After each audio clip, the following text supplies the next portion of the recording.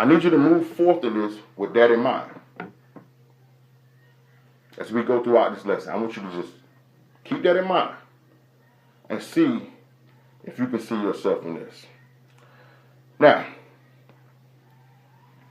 every person that has a book in this Bible that was written in this Bible was written by Israelites.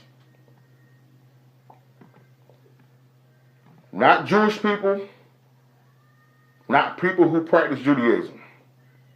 You can't find the word Judaism or Jewish nowhere in your Bible.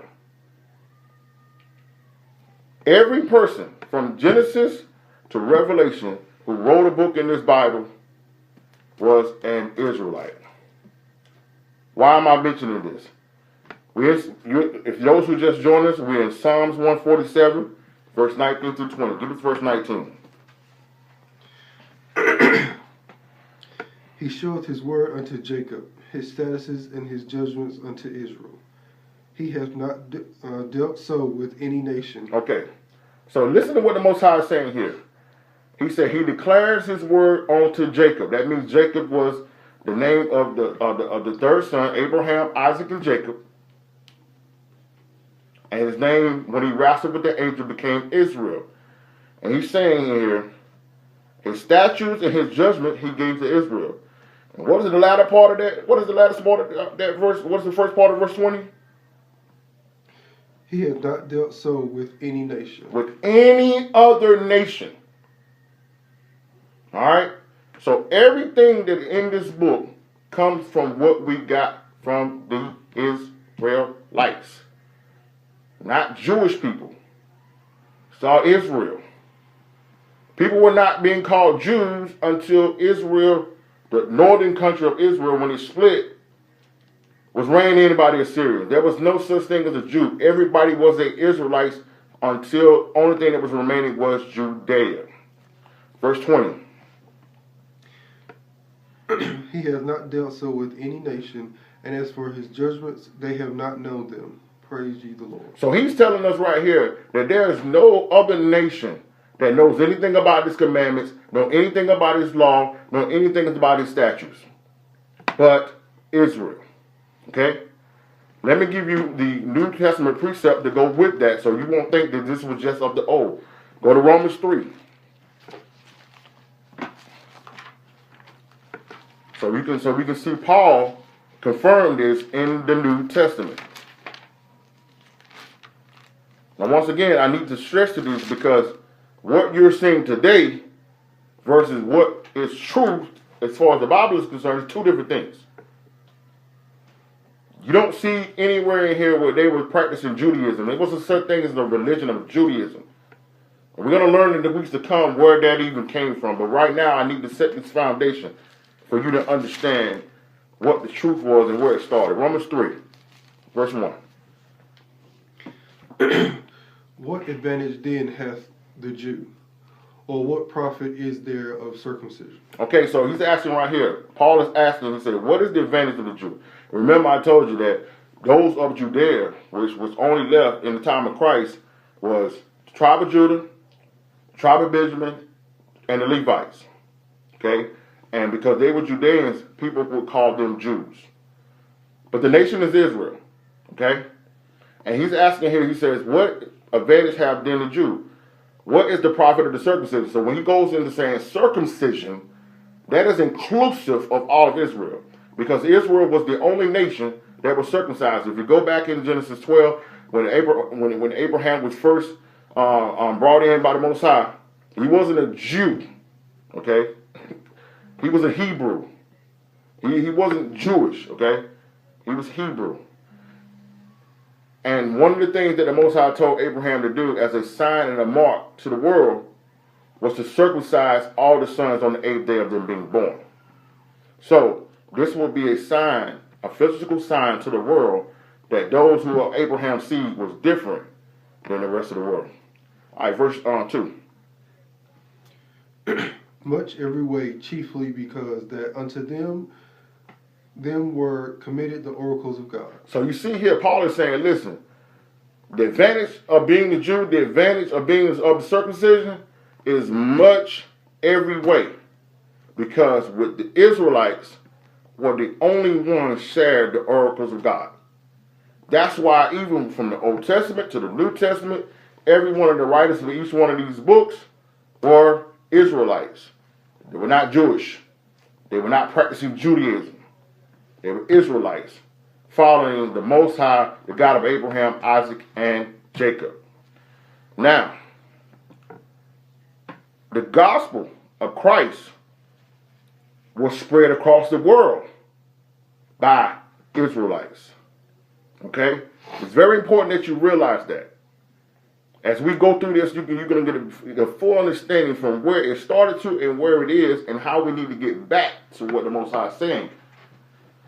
Because when the gospel went out from Jerusalem and Israel by the apostles, these were all Israelites. Go to Matthew 10. I'm going to show you this so we can understand here. There were no Gentiles, people who were teaching Christ, who was teaching the gospel at this time. Everything that left from Christ on out was done by Israelites. Read Matthew 10:5. These 12 Jesus sent forth and commanded them, saying, Go not into the ways of the Gentiles, and into any city of the Samaritans enter ye not. Okay, so he's saying here, we're talking about those 12, the 12 disciples. If you go back at the beginning of Matthew 10 here, he lists each one of their names. And he goes and when he sends them out, he tells them again, read verse 5 again, then read verse 6. These 12 Jesus sent forth and commanded them, saying, Go not into the ways of the Gentiles. Go not in the way of the Gentiles. Verse 6. And into any city of the Samaritans enter ye not, but rather go to the lost sheep of the house of Israel. Go to the lost sheep of the house of Israel. No, he didn't say go to your Jewish brethren. He said go into the lost sheep of Israel. Now, I need to explain this whole thing when he's talking about with not enter in the city of the Samaritans. Samaritan is what the name was, what they gave the name of the northern territory. Remember I told you in 721 BC, the king of Assyria ran up in Israel. And let me back up. Initially what happened was they were all one kingdom. We're going to deal with these things as we go on down in the weeks to come, but so you can understand this. Israel was one nation, all 12 tribes together. King Solomon began to sin and do all crazy things. We're going to talk about that later. And the nation split into two, the northern country and the southern country. In the top 10, you had all the 10 tribes, and then lower was Judea. It was Judah, Benjamin, and parts of Levi. The rest of the 10 were in Israel. But in 721 BC, the king of Assyria came in. You can see this in 2 Kings, the 17th chapter, verse 17. That they came in and basically overran Israel. Took out all the Israelites, and you can see on later in 2 Kings that they began to move in Gentiles. This is when Babylonians and Assyrians and Syrians and the people from Mesopotamia begin to move into Israel, and this is where you have the name of Samaria. When you go into John the 4th chapter, when he meets the woman at the well, this woman was one of the descendants of those people, and he tells them, he says, listen, these people, he said, we used to be there. Our fathers used to serve in the mountains along with you, but see now they were half-breeds. They were part Israelite and they were part Gentile because some of the people had begun to mingle with the Gentiles. So he was telling him here, go not in the way of the Gentiles. Do not go to the Gentile nations. Don't either go into Samaria where some of the Gentiles have mixed with our people. But read verse 64 again. But rather go to the lost sheep of the house of Israel. Go to the lost sheep of the house of Israel. So that means all the apostles, the 12 disciples was Israelites, and everybody that they converted in these 4 gospels was Israelites. They were not Gentiles. Okay? So when you have Acts the 2nd chapter on the day of Pentecost, Those 120 that was in the upper room were all Israelites. This was the Feast of the Pentecost. The people who came into Jerusalem was coming there to serve and to celebrate the Feast of Pentecost. Israelites. Okay? So it's very important that you realize that as they begin to go into the Gentile nations, the authority and the standard was set by the Israelites. Blessing to you, Minister Crowd, as well. No Gentile set the standard as far as the followers of Christ and this gospel was concerned until 325 AD at the Council of Nicaea. That was done in Enoch, Turkey, set up by the guy we know as to be Constantine. It was here that the religion of Christianity was birthed. And the traditions and the belief systems and the rituals that you see in your Christian church today that can't be found in the Bible, that's where it started there. Easter. That's when it was introduced into Christianity. We're going to talk about this stuff next week.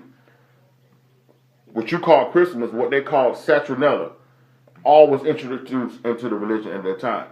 Jesus being God, being considered to be God instead of the Son of God, was introduced here.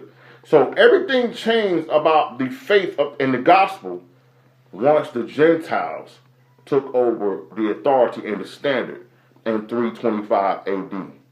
And this is when the religion of Christianity will begin. This was the birth of it, all right? Now, fast forward with me to around the late 1490s, early 1500s. You have a man by the name of Father Rodrigo Borgia, who later became Pope Alexander VI, under the authority of the Catholic Church elite, had his son Cesare Borgia picture put up as the image of Christ. Now, for those who may not know this, let me show you a picture of this so that you may see. And just for them to be able to search in their own time, we're going to go into detail to this at a later date. But just put in Cesare Borgia for them so they can research that name and get an understanding of what they're from. I hope everyone can see this. This is the picture. When you look here on my right, this is Cesare Borgia. This is the son of the Pope. Leonardo da Vinci is the one who painted this picture of what they call Jesus. They put this up and they sent this image all over the world and told the world that this man on your left was Christ, when all it was a picture of the Pope Alexander VI's son, Cesare Borgia. Now, Leonardo da Vinci is also the same guy who painted what the world calls the Last Supper. Listen, they wasn't having supper, all right? They was having the Passover feast, which was something that was ordained by the Most High. We're going to talk about that next week. It's very important because we're going to get into this during this whole Easter thing, so we can give the people some information about what they're participating in versus what the Most High told us to participate in. All right. Now, so he took his son's picture and sent him all over the world and put this up as to be Christ. Now, go with me to Luke 21. I'm going to look at verse 8 there, Luke 21.